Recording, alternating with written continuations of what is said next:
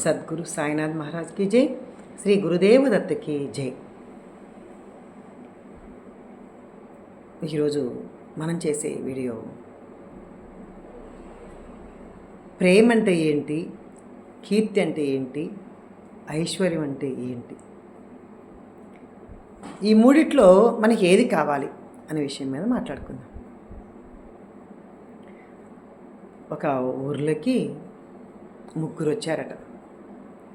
ఒకరి పేరేమో ప్రేమ, ఒకరి పేరేమో కీర్తి, ఒకరి పేరేమో ఐశ్వర్యం.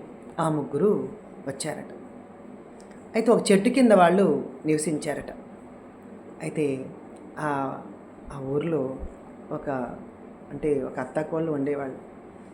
ఆ కోడలికి చాలా దానగుణం, ఎవరికైనా అతిథులకు భోజనం పెట్టాలి అనే మంచి ఆలోచనలు, సద్బుద్ధి ఉండేటివట. అయితే ఈవిడ వెళ్ళి, ముగ్గురు వచ్చారు ఊర్లోకి, అత్తమ్మ ఆ ముగ్గురిని వెళ్ళి భోజనాన్ని పిలుస్తాను అని చెప్పారంట. ఇంకా వాళ్ళ అత్తమ్మ కూడా పాపం అదే కోవలో ఉంది కాబట్టి, అయ్యో తప్పకుండా పిలువమ్మా అని చెప్పారట.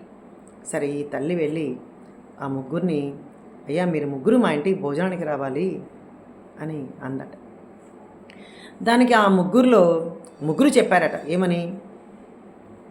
నేను వస్తాను అంటే ప్రేమను పిలిస్తే కీర్తి, ఐశ్వర్యం రామన్నారు. అంటే మేము ముగ్గురులో ఒక్కళ్ళే వస్తాం కాబట్టి మా ముగ్గురులో ఎవరు కావాలనో మీరే తేల్చుకోండి అని అన్నారట. ఎవరిని? ప్రేమని, కీర్తిని, ఐశ్వర్యాన్ని, ఆ ముగ్గురు. కీర్తి కావాలన్నా నేను మీ ఇంటికి వచ్చి భోంచేస్తా, ఐశ్వర్యం కావాలన్నా నేను మీ ఇంటికి వచ్చి భోంచేస్తా, ప్రేమ కావాలన్నా నేను మీ ఇంటికి వచ్చి భోంచేస్తానని ఆ ముగ్గురు చెప్పారట. అదొక్కసారి ఆలోచించుకుందంట. అంటే జ్ఞానంగా ఉన్నవాళ్ళు ఆలోచనలు వస్తాయి కదా. ఆవిడ ప్రేమని మీరు రండి భోజనానికి అని పిలిచిందంట. వెంటనే మిగతా ఇద్దరు కూడా మేము వస్తాం అని వచ్చారట. అయితే దీనిలో మనం ఏమి గ్రహించాలంటే, ప్రేమ నువ్వు ఎప్పుడు పిలిచిందో ఆవిడ, కీర్తి, ఐశ్వర్యం కూడా ఆటోమేటిక్గా వచ్చేసాయండి. కీర్తిని కానీ పిలిచింది అనుకో, ప్రేమ వచ్చేది కాదు. ఐశ్వర్యాన్ని పిలిచింది అనుకో, ఈ కీర్తిను ఈ ప్రేమ వచ్చేట్టు కాదు. ప్రేమ పిలుచుకుంది ఆవిడ జ్ఞానంతో, ఆ ఇద్దరు కూడా పరిగెత్తుకుంటూ వచ్చారు. అంటే దీన్ని బట్టి మనకి ఏమర్థమైంది? ప్రేమ ఎక్కడ ఉంటే అక్కడ ఐశ్వర్యం, కీర్తి అన్నీ ఉంటాయండి.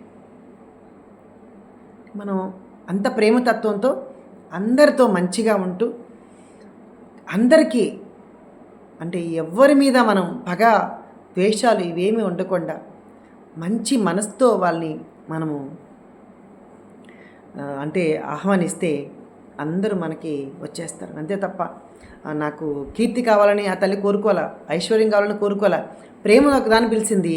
వీళ్ళిద్దరు కూడా పరిగెత్తుకుంటూ ముగ్గురు వచ్చి వాళ్ళ ఇంట్లో భోజనం చేయడం జరిగింది.